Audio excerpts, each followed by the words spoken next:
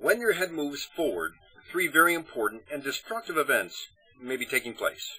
First, the joints of the spine may become stuck in an open position. Second, when a joint is involved, the deep muscles that surround it can waste away. And third, the discs move out of position. As a result, disc problems, pain, and arthritis are commonly found at the bottom of the neck. In Part 2 of the Neck and Headache series, we will briefly discuss these, and we'll look at the steps necessary to stop your pain. At the tip of the red arrow, you see a picture of the kind of joint that you have at the bottom of your neck. When these joints get stuck in the open position, they cause that familiar, deep, achy feeling close to your spine. To relieve your neck pain, you must have these joints gently closed. When you hear someone say they have arthritis in the spine, these joints are usually involved. Just a brief note here. Because ribs attach to the spine at the bottom of the neck, they can also become stuck. It is very important to keep the joints moving where the ribs attach to the spine. In fact, many times the pain won't completely resolve unless these ribs are gently repositioned. Research has shown us that when a joint is injured or functions improperly, the deep muscles that surround that joint start to waste away. The muscles can become much smaller and much weaker very quickly. In fact, the muscles can become so much smaller that they appear to waste away. Now let me be clear about this. The muscle doesn't disappear. It just gets so small that it barely functions. The result of muscle wasting is that you feel pain, and it makes your neck joints unable to hold a normal position. When this happens, you need to do specific exercises to rebuild these small muscles. In fact, some of your pain may linger for years until these wasted muscles are strengthened. Discs are pads between the bones that act like cushions. These cushions allow movement between the bones, and this in turn gives us flexibility. This freedom of movement is a wonderful thing, but it can be a double-edged sword. You see, discs can be a source of unremitting pain as well. Don't get nervous.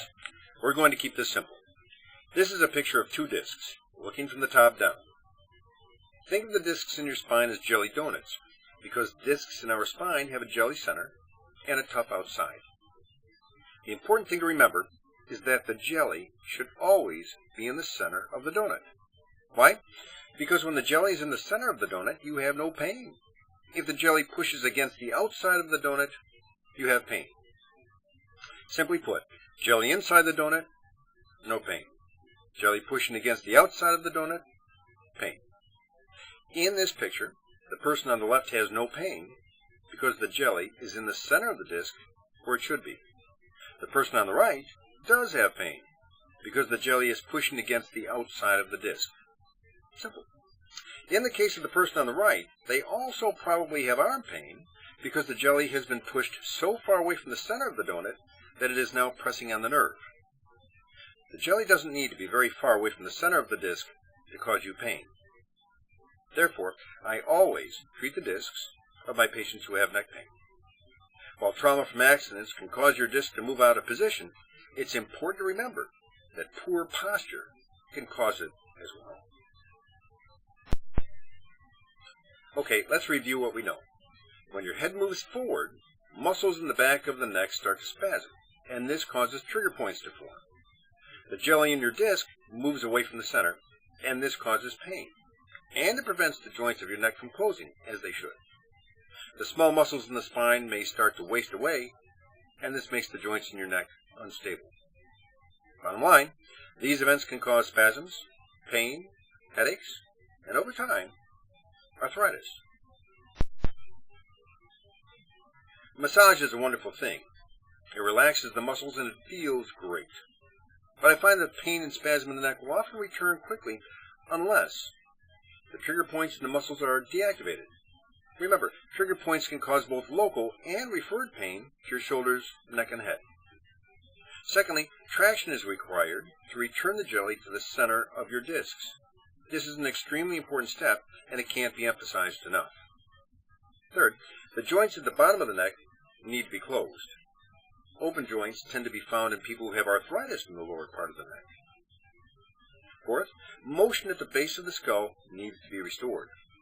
This helps to stop your headaches and relieve that constant tension and tightness you feel at the base of your skull. This has become epidemic in our society.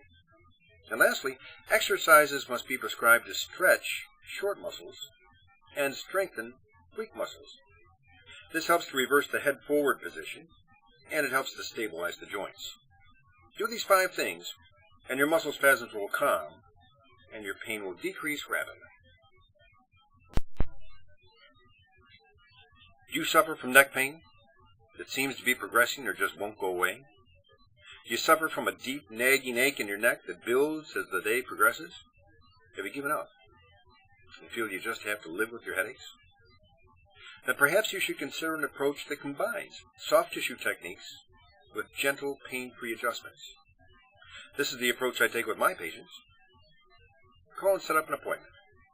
It will surprise you just how good it feels to feel good.